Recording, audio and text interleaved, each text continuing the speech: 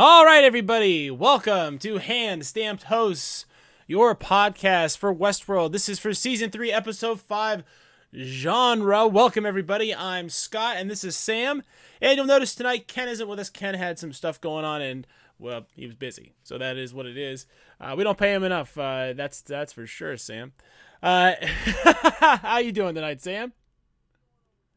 Oh, just living life, loving it. Living the home life, for inside TV nerds. This has been sort of like the perfect historical moment for us, serving our country by being lazy. Can't beat it. So before we get too deep into this, why don't you tell everyone where they can find us, Sam?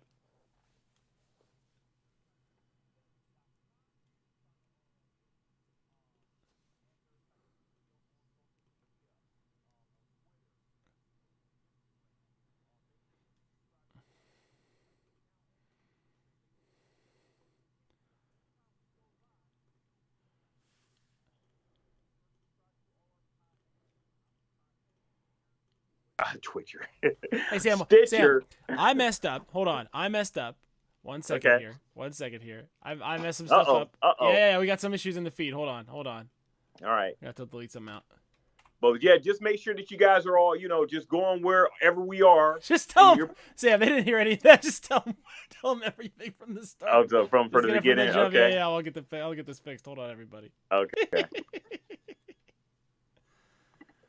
Oh, there he is. All right, we're fixed now. Sorry, Sam. All right, Sam. Why don't you tell them where they can find us now that yeah. So you can, so we did have captions on at that time. So I'll just say this again.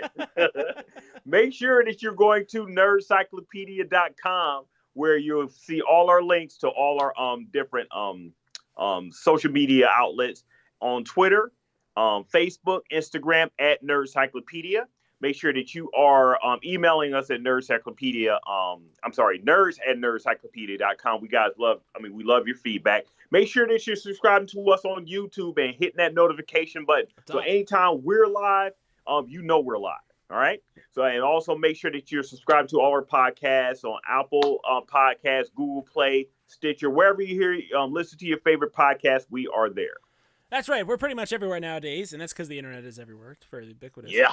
Terrifying concept, terrifying vision of things to come tonight. So let's jump right into it. Season 3, episode 5 kind of goes. It's like a train ride. It seems like it's going to be one thing. It's totally another thing. This is a show that does a lot of, defying of expectations. It's a show that does a lot of, inverting its own story and surprising its own viewers.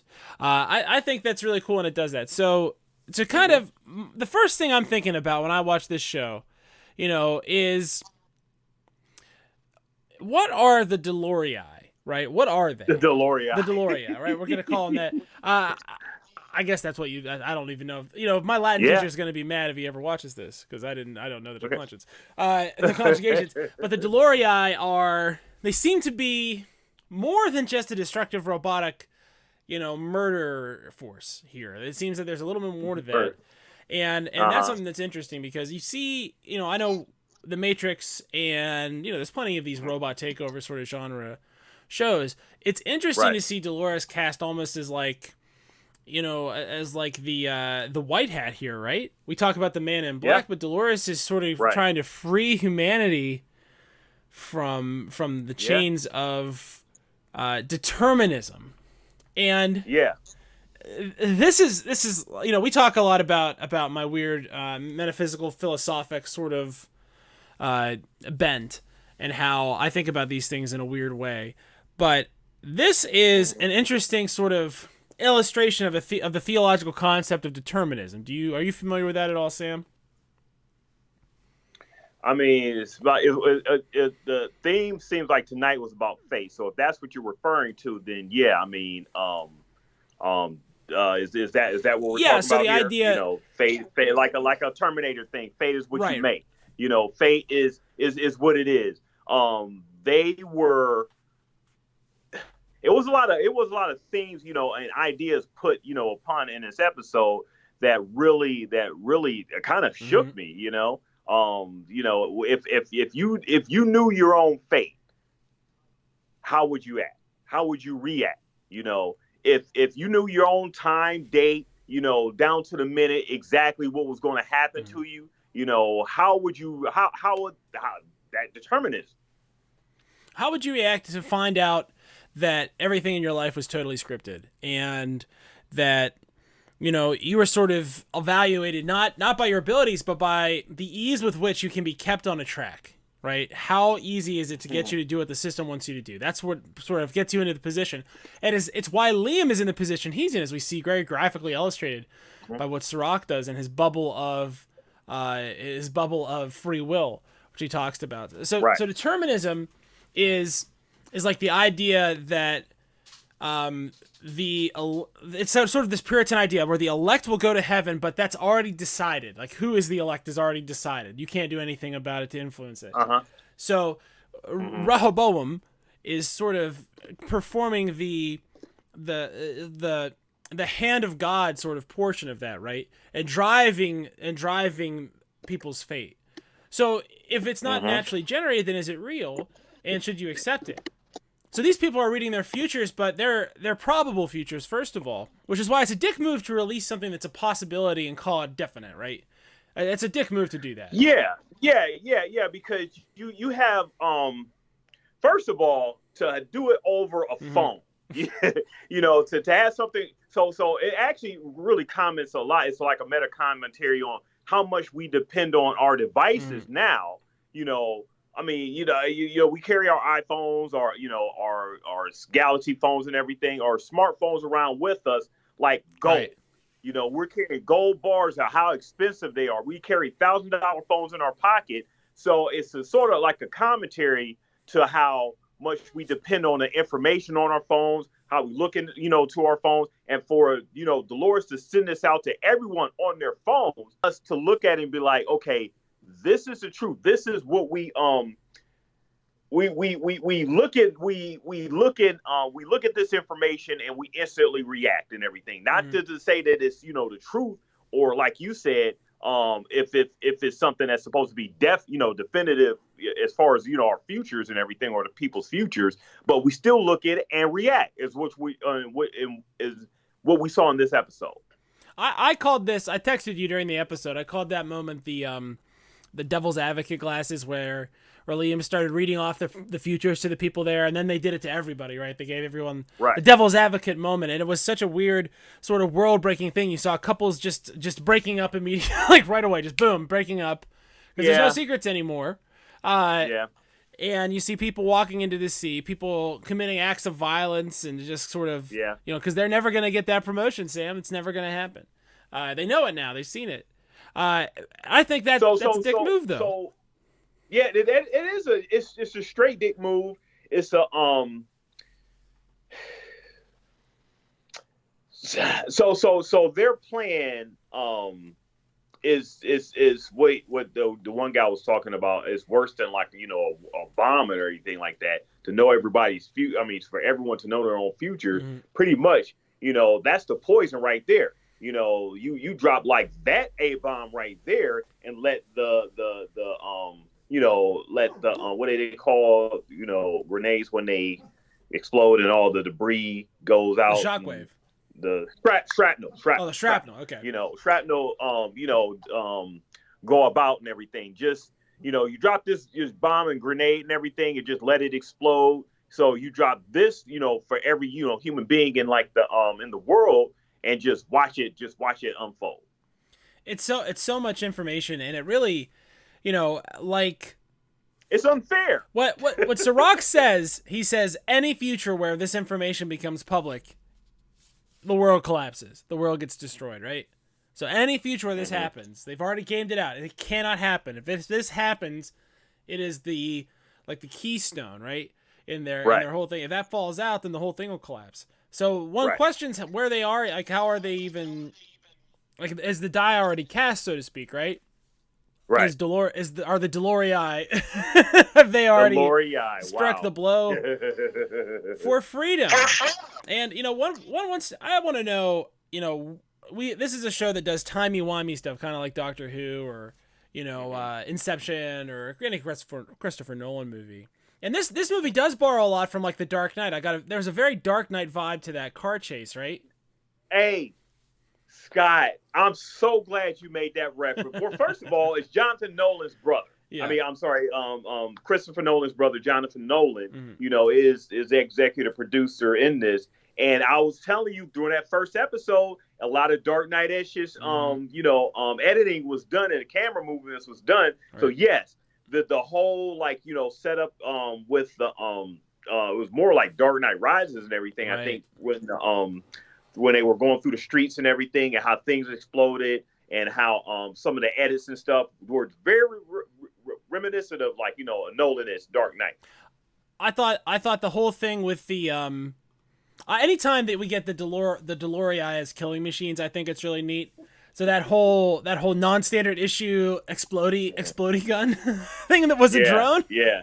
Oh yeah. That was pretty cool. Yeah. And and how she hacked into the car. That sort of stuff is so crazy neat. And I love the vehicles. I mean, they're all day with the vehicles. They're quiet. They're autonomous.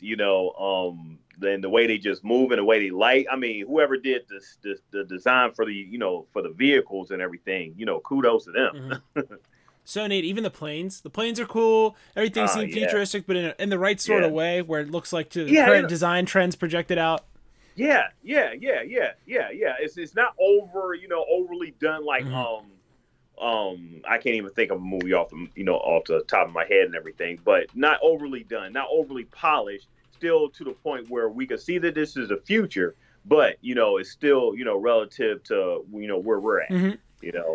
And this whole thing kicks off sort of with Paris getting nuked and I think it was in the trailer. It's in the year 2025, so 5 years from now, Paris getting a thermonuclear device dropped on it, sort of the escalating event for wanting to control all of humanity. And you know who these guys look a lot like wandering out in the woods? They look a lot like Ford and his brother. Wandering out in the woods by that house on the park. So there's some really interesting parallels there, and it's having all those people, those unpredictable people housed, right? It's sort of it's so interesting how what Rehoboam really does is it like makes the people into hosts. It takes all the ones that need to come in for repair, and they're repairing them using this, diagnostic therapy, or maybe not anything. They just kill them. That would be pretty crazy if that's what it was doing. But you know what I mean? Like you get this weird sort of, it's like what Ford did is Ford built the hosts after he built the control system, right? So the control system existed, then he built the hosts. What Rehoboam has done is it has had the hosts and then built the control system over top of the existing architecture of humanity. So it's created the same sort of causal loop where people aren't exercising free will. And if you're not exercising free will, what are you doing?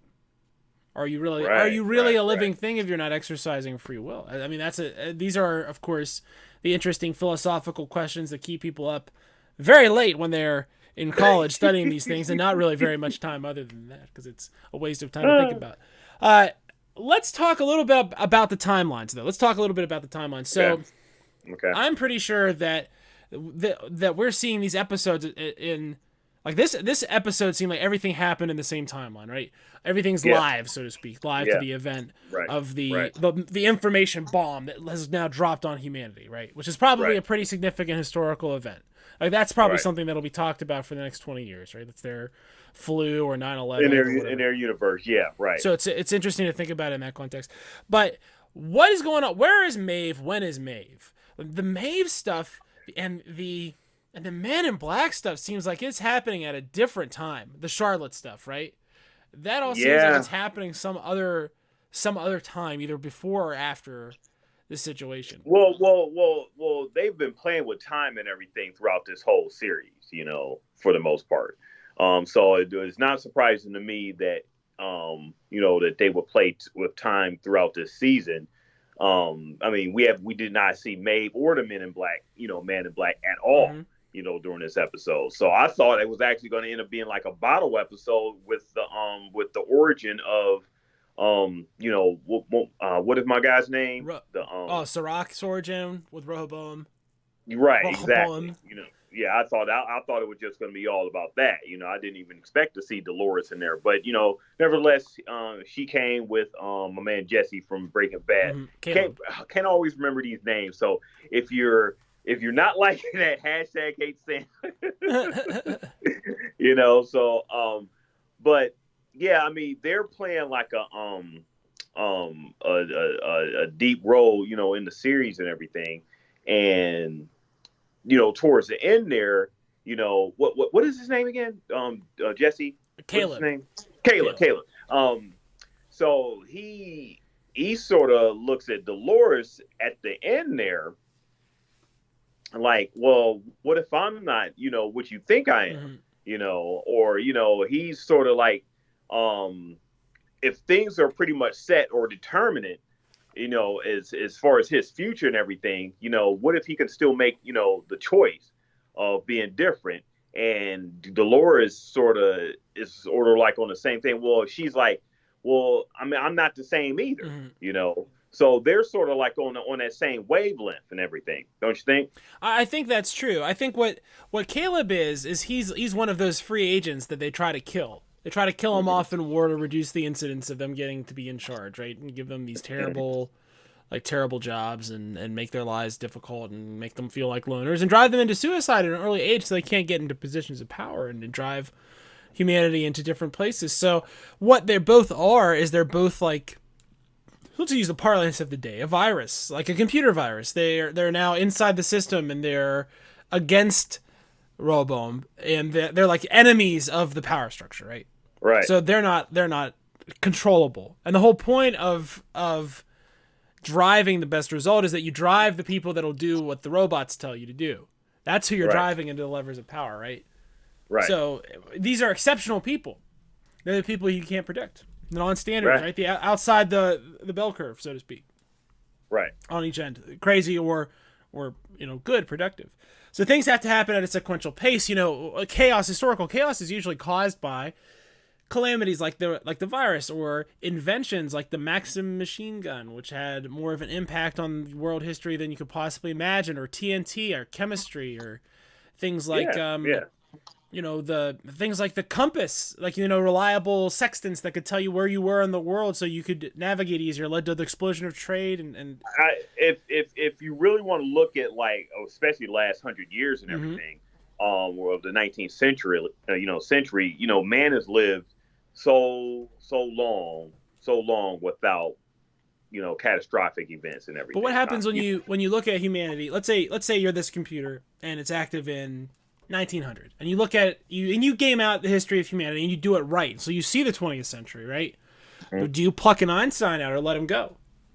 That has a significant effect. If you're tracing everything back to Einstein inventing the light bulb, then well, I'm saying then I'm right there with you. It's an analogy, Sam. It's an analogy, obviously. You know what I mean? Like I'm not. Listen, first of all, I feel like as I watch shows like this and Tiger King and shows that are supposed to be reality but have to be scripted and things like that, I'm losing a little bit of my grip on reality. So that's normal. Hey, that's normal it's the times we're in. But I mean, I was about to say, if you look at the past 100 years and like the years before that and everything, things have been in like escalation and inventions, and people get ideas when people get ideas, they see the fruition of them, they get greedy on those ideas and want to expand more and think that okay, there's no way you can stop ideas because if I don't do it, someone else is going to do it, so I might as well do it. But think about the orderly introduction of technology, right? Yeah, that's what I'm talking about. So technology, that's not how things work in reality, because invention is based on in creative spark and synthesis and things that can't be strictly controlled. So you get things that happen out of line that can cause huge disruptions and things like like the discovery of the Americas, for instance, right? There's no way to say when that could have happened. Maybe there would have been a better time to slot that in history. Maybe it would have been better 400 or 500 years before that. Give a little kick to the economy. Well, whatever. But you know what I'm saying, Well, you right? mentioned about like the invention of the machine gun. Yes. Why invent a machine gun? So the idea had to be sparked in order for that machine gun to be built. And we've lived thousands of humans have been here thousands of years before the machine gun got before it was built. So in between that time, what the heck happened? But let's say up until the machine gun was actually built. But let's say why build a machine gun? Let's say you could take all the people with the capabilities of inventing a machine gun out of the mix and prevent its introduction from like 1885 or so to 1985 or so. Mm-hmm. Like that's the sort of thing that you can do. So what Rehoboam has done is it has turned humanity into like a basil plant where you can shape it into what you want it to be, but you got to clip it. You know what I mean? You got to take out the things that you can't plan for in order to have an orderly advancement, right? Because that's what it's really doing. It has taken the chaos and planned it, which means it has ordered us. Mm-hmm. So the technology now is going to come out in the right order, so to speak, right? So that's something that's I think is part of all of this. The name Rehoboam, and this is an interesting little tidbit here. So they talked about the I guess their version names, right? System version names: Saul, David, Solomon, and then Rehoboam, which is the one that works, right? So here's what's interesting about Rehoboam. Rehoboam was the last king of an undivided kingdom of Israel. After his reign, or during his reign, it was divided into two kingdoms, Judah and Israel, that were separate. Mm-hmm. Mm-hmm. So that's interesting as nomenclature, right? That's pretty neat. I think that's cool. Sam doesn't think it's cool. He isn't interested in the history of the kings of Israel. That's okay. It's a little bit obscure. So humanity is now off their loops. Yeah. So I keep coming back to this realization from last season that every single human being is 10,000 lines of code, right? And this being revelatory to the machine intelligence who says they don't experience agency. They don't make choices.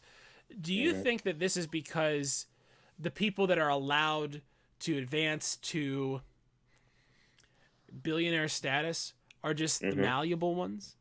Or do you think this is a real commentary on what humanity is?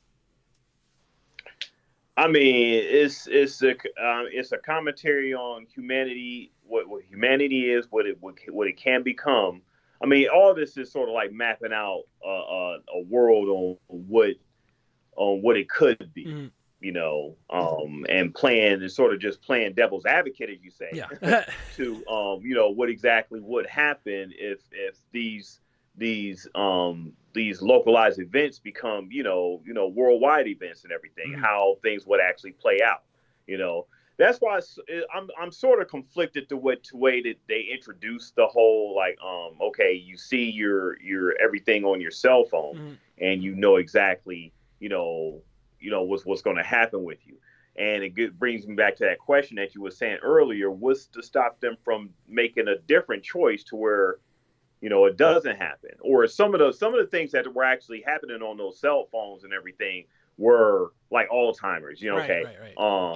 And I have to imagine, when that one couple was fighting, that the black guy and the Caucasian lady. Who knows what kind of secrets have been found out on this day, right? But maybe that was a relationship thing, and that was a choice thing. That wasn't something that okay, if they saw this, maybe they would make a different choice. So my little issue with that little plot point was that what's to stop a person from making a different choice? So is it going to lead them to if they try to make a different choice, or are they going to end up just being back to square one, ultimately being back to the root of what they are, going back to their loops? So they're off their loops now. And this is one of the great questions of philosophy is what is agency and what is free will, right? This is like one of the great classic questions of philosophy. So what this show posits is when everything is managed and planned and you're not exercising your free will, you don't have a way to do that. But once you're sort of put in, once you're sort of provided with the information, you have an ability to see the system and decide whether to accept the system or reject the system, right? And then you can make changes. But when you think about it, it's a really messed up thing to have these people to know something bad is going to happen to this person if they don't change their behavior, and not to take the steps to stop their behavior, but to let the bad thing happen to them anyway. That it's this. Remember we were talking about the trolley car experiment. Yeah, we were talking about the trolley car experiment and how you could pull the lever and kill one person or let it go and kill 5, and would you pull the lever or not, right? So, so armed with this knowledge of that someone is going to fall into addiction or kill themselves or something like that, why would they not feel the moral need to intercede on a case-by-case basis when they feel the moral need to intercede on a special basis, right? If they have the need to clip and prune and get all these things done for society, but they don't feel the need to clip and prune and get these things done for the people, they just let these bad outcomes happen for so many people. It's like, why is the wealth disparity baked into this system? If you can fix everything and you can generate things out of thin air, why is this system as at least as shitty as capitalism, right? I mean, it's at least as bad as that. It's basically like, if you see things are about to get messed up, or if you even know your own future and everything, why are you still letting it happen? Right. You know, it's irresponsible. Why? that is, especially if you have the knowledge and control to make changes and everything. But then, Sam, if you don't let the person choose to kill themselves with ham, like, what are you? You have to allow them to do that for agency to be real at a certain point. So that's why which makes it a dick move. It makes it a huge dick move, and that's why prediction engines can't really work, and that's why they're saying, oh, there's little white bubbles where you can decide to do something or not to do something, and it all depends, you know. Oh, the little white spots that he was talking about, the agency Serac bubbles was talking about there. Yeah. So Serac, okay, so he's in that helicopter or plane or whatever. That's his sanctuary or whatever, where he's out there, projecting his, thing in the glasses and everything for everyone, for people who he wants to, project to, right? But that's the real Serac right there in that plane, correct? He sure thinks he's real. He sure thinks he's real, and there are a lot of memories of his stored in Rehoboam. So it wouldn't shock me with a show like this to find out, essentially, that he is sort of like a construct, and the reason he's only doing these sort of like remote meetings is because he has to do everything remote, because he only exists on that plane, right? Oh boy, man! Ooh, that is some deep crap. If you have all the memories, so what does Westworld tell us? Westworld tells us first you have all the memories, right? And then you make that maze. So once you have memory, you can sort of create the consciousness of your own long dead creator. It's interesting. What's up with Dolores being invincible? Like, is she full Terminator now? Well, how was she injured when Caleb found her? That's an interesting question now, because that seems like full on manipulation now. It sure does. Yeah. I mean, for sure. Yeah, she said, "Okay, I'll talk. We have to talk about that another time and everything." We only got 4 episodes left, or 3 episodes left. I think HBO was very adamant. There are only 3 episodes left. It was very, very, very clear tonight on the TV. Yeah. They truncated us and everything. They wanted to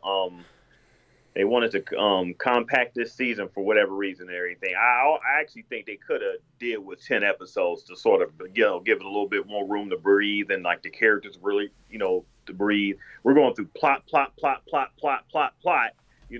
we're not letting a lot of characters actually, get that emotional impact. Although I like the plot and everything, I can stand to get a little bit more characterization with some of these, individuals on the show. Well, for me, I think back about season 2, which was the opposite problem. Too many episodes, too much character development, and I like that now we're in plot mode, right? Because now we know what we know why Dolores is pissed off. We get it. So we just see the Delorii. Well, yeah, we already Dolores, Maeve, Bernard. We already know their stuff. So now we can just see them do. I think we could stand know a little bit more. They're going back and forth with him and his past. Maybe they'll do it in the next couple episodes or something. They don't have too much left and everything, but they're going back and forth. They did a little bit, as far as his past, but I just don't feel like I know enough about him, to really understand and to really get that feel, that emotional connection with Caleb. I mean, I like, him as Aaron Paul, being on the show and as an actor and everything, but I think they could have done better with his characterization. Give him more meat. More meat for give him more meat. Jesse Pinkman. The Dolores, she's just walking around like the Terminator. I mean, I love that. I can take that all day. It's terrifying. And I cannot wait for her and Maeve to go at it. I cannot wait. It's gonna happen. But it'll be in the last episode, just like the Stampede was in the last episode of last season, right? Yeah. We all know that. That's how this stuff's gonna work. These teasers, they're just so good at it. That is teasers, yeah. That's how they work. Let's see, what else was I wanted to talk about here? Just read through some of my notes, guys. It's okay to do this on a live show. So let's see here. So what does the 2 to 3 century limit on all of human history functionally mean? Is the big question. And this is a sci-fi trope. Did you know that, Sam? 2 to 3 history limit. This projected history, right? So Isaac Asimov wrote a series of books called The Foundation. Okay. And what The Foundation is about is these guys do a thing called social history, which uses statistics and mathematics to predict the future, which is very similar to what Rehoboam is, right? Very similar thing. And what they find out is that in every possible predicted future, the galactic government collapses every single time. And there's nothing you can do about it, period. Okay? So that's sort of a similar concept to what these guys are seeing, right? Now, that series of books is weird, and they have to refound the government. It's a whole weird, trippy, crazy thing that we'll get into here because it's kind of boring. But the concept's very similar. So, what do you think they're getting at here? Is it just that you can never predict the future beyond a certain horizon? Do you think humanity is actually destined to burn, or do you think that humanity actually is destined to go extinct because of their own actions, or do you think this is just the system only being able to read so far out into the future? Are you asking me what I think, or what I'm thinking, or what the show thinks? What the show's saying. I think the show is pretty much saying that, they're doing this to save humanity. Mm-hmm. Some of the events that they're doing. Some of the things, situations they're putting themselves in is to save humanity and everything, because they realized that humanity was headed towards a direction of self-destruction. If they kept on a certain path. So they're there to stop it. They feel themselves as like the saviors, the ones that are, the Supermen, if you will, the saviors of, humanity and everything. So I think that's what the show, is trying to say. I think that the failure is baked into the attempt to control. I think that hegemonic power structures can only exist for finite periods of time, which is why the Roman Empire fell, which is why Chinese dynasties fell, which is why the British Empire fell. And I think that if you put external pressure and control on a situation, and you're not naturally sort of in control, right? You can only keep the pot on boil for so long before it goes. Right. And I think that's what that is. It's all about either being in control or having total control or letting things play out. So if you always have to be, it's a sci-fi trope. You always got to be wary of someone or a character when they say, "Okay, I'm here to save humanity." Right. It's a good historical trope too. To be very, all this destruction has to happen, in order for humanity to be saved. You always got to be wary of that character, because that's the bad guy. Yeah. It's never the good guy in whatever story we're in. Right. That's the sci-fi trope, sci-fi trope, so be wary of that guy. And I think that's what they're sort of playing with here. Serac is, if he's real, he's playing this out. I mean, he's not playing this out, he's trying to maintain this control. So what does it say that if Rehoboam has two fathers, and it's these brothers, right? Mm-hmm. And there's one that is like a little bit off, right? And the other is allowed to be in charge. And we find out that the selective trait that it's selecting is controllability. Mm-hmm. What does that say about Serac? Who is in control of Serac? Is the system able to control it? He's not autonomous.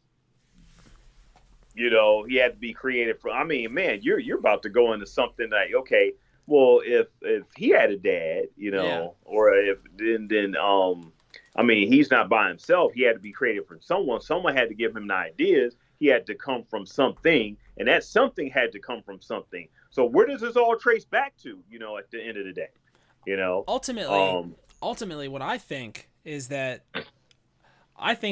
that act of killing Liam's dad and inserting Serac over his brother is Rehoboam taking control of itself. Because now it has the malleable architect, right? The one that is convinced it is it's right. You know what I mean? Convinced totally that this is the right thing to do, and it will listen to whatever Rehoboam says. So Rehoboam is now in control, not the brothers or the other one who probably was telling it no a lot. Like, no, you can't do that. Right. And it was probably blocking best results as Rehoboam saw it. So, of course, it got rid of him. Right. But that's what you can do when you're, when you start playing, you're playing a game before your opponent, right? When you are the one who starts playing first, you usually win. That's called cheating. It's not cheating. Think of it like poker, right? So if I start playing poker when I open the door, I have better odds than if I start playing poker when I sit down. Then I have worse odds than if I'd started playing poker when I met you. You know what I mean? Well, I mean, if you don't establish those rules and everything beforehand, then, I mean, isn't that sort of like taking liberties where, where you're taking advantage of, I guess, well, you're taking advantage of your opponent. If you're if you're in a position where you will do anything to win, then I guess you're right. I think it's interesting to see how, and this is another big overarching political struggle, is the difference between capital H humanity, which is everybody, and lowercase humanity, which is you, the individual, and how what Rehoboam is saying is capital H humanity is the most important thing. Lowercase h humanity, I'm not concerned about at all, because I feel like you cannot be caring for both. And what Dolores has... Hey, I mean, that's like a relative to life, man.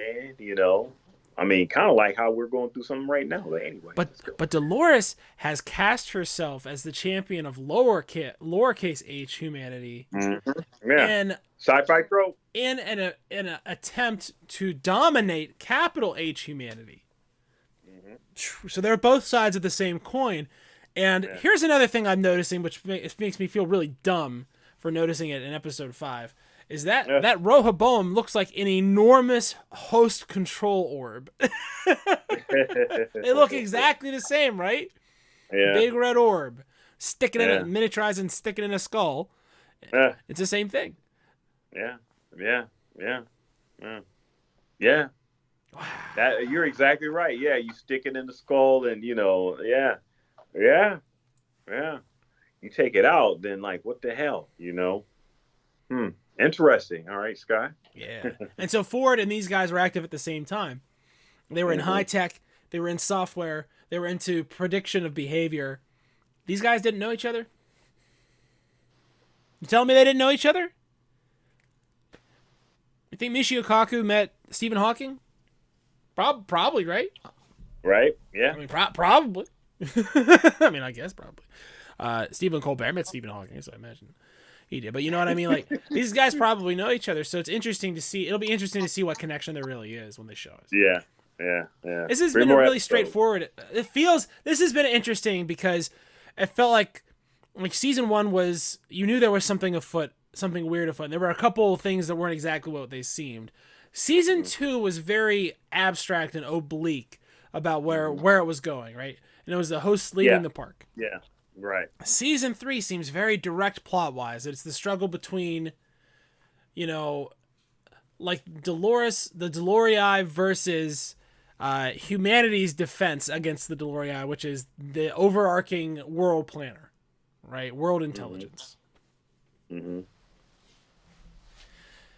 I was thinking a little bit about this, it's almost like what Rehoboam does is almost a little bit like Groundhog Day, right? It makes Bill Murray wake up over and over to see what's going to happen, right? Right. Well, when you think about what Maeve's up to, which Bill Murray would you want to send on a mission like Maeve's on? Would you want to send day 1 Groundhog Day Bill Murray on the mission, or day 30,645 Bill Murray on the mission? He's got so tired of everything at that point. I mean, he knows everything that's going to happen. So, he's been through it like 38,000. I'll tell you, like playing Mega Man, it's beneficial to have seen the board. It is beneficial to have played it. Right. It's helpful. Everything's all played out. So there's a lot of places they can go from here. I mean, humanity is just like, I mean, this would be a catastrophic meltdown. I think, and I think what's morally iffy about it is showing everybody the future, like we said, as if it's set in stone. Which these people must believe that it is, because everything's been nice since Insight took over, right? Yeah, I mean, I kind of would have. Did they establish that in the first episode when Caleb was looking at his phone and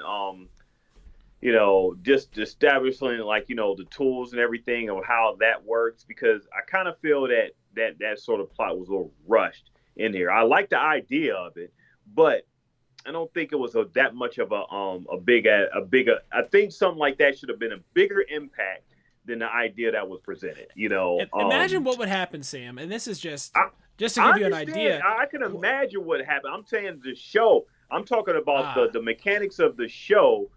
Could have done better. I guess my complaint is not with the ideas, is with the show's execution of the idea. It could have been done better to me. I think people like their phone. Are you saying you don't know why everyone was looking at their phones? No. I'm saying that I like the idea of the impact of them looking at their phones and everything. I'm just thinking that the execution of that should have been the impact should have been told to us a lot better. Than maybe if we got more emotional. Mm-hmm. Characters within this particular season, we would have seen that impact maybe follow like a random, family or whatever, and see how that impacted them, and see how that, how this destroys, their lives and everything.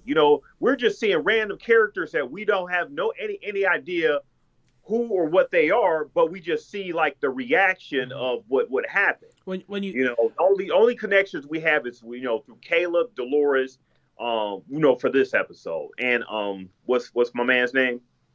The guy they had the basic shirt on with the glasses. Oh, Liam, yeah. Yeah, Liam, yeah. We only have those ones, and those ones they really know everything that's going on behind the scenes and everything. So that's just my little nitpick. You're right. It's weird because there's nobody. We didn't really see anybody have that realization. We saw the effects, but we didn't see you're right. There was nobody who was sort of torched that was in the main party by the info. I mean Lena a little bit. So we saw her kind of react to finding out her brother was going to die. Yeah. We did see that, and that was a little bit, but we haven't even really got much of a background with Lena. I mean this is the first bit of real history for them in 20, 30, however many years, because everything else was scripted. So this would be a huge event. And you're right. I guess seeing eyes maybe on what the effect of this is, but I'm willing to give them some space on it because it's been such a kinetic season and they've had to go a long way. But I feel like dropping this sort of the Ocean's 11 style plan and burning up Liam right away, sort of like is very excellent. So that's a super interesting sort of situation, and I always like it when shows do this, when I feel like they start burning plot real quick, because it makes me excited about where they're gonna go. Because I feel like when you don't know what's gonna happen, when you can't figure it out, you start dithering, just like Game of Thrones started dithering when they ran out of source material, right? But the shows that are real good are like Westworld, where they drop something on you right out of nowhere, or like Homeland, when they dropped all of a sudden something out of nowhere on you, and you got, like, you thought season 2 was going to be about Brody's family finding out he was a Muslim and all, and then it wasn't.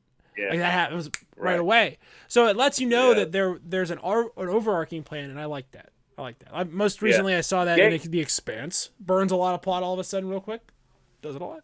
Game of Thrones had the exact opposite problem. They had character. they were over an overabundance of character and everything. They just had no more plot. Yeah. And what the plot that they had, they messed up anyway. And if you'd like to know how they messed up, you can check out our blog posts on our website, www.nerdencyclopedia.com, which is where. I'm interested to see where the rest of the season goes. Like I said, it's only 3 episodes left, and we'll see how it plays out. That's right, super exciting, and I always like you said, Terminator. These are cool shows. I like this stuff. I love Dolores, man. Dolores, I'm all day with her, and give me some more Maeve back. I want Maeve back, Give me Dolores and Maeve. I'm there with them all day. That's nice. All right, guys. So that's all I got. 46 minutes was pretty good. It's a most straightforward episode, so we understood the plot, so we could talk about it right away. Didn't have to get into it and figure out what happened and dash it out.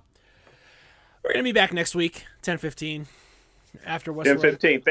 Thanks for joining us, guys. Glad to see you. We love you, and appreciate that feedback. So make sure that you're going to us at nerdcyclopedia.com and leave us a comment, drop us a dime, on our YouTube and everything. If you like what you've seen, shout us out, share us. Make sure that you follow us on all our platforms. Bring some friends to the party or whatever. I don't know. Yeah, there we go. All right, guys. Well, this is Hand Stamped Hosts. And we'll sign it off here. We'll see you later. See that.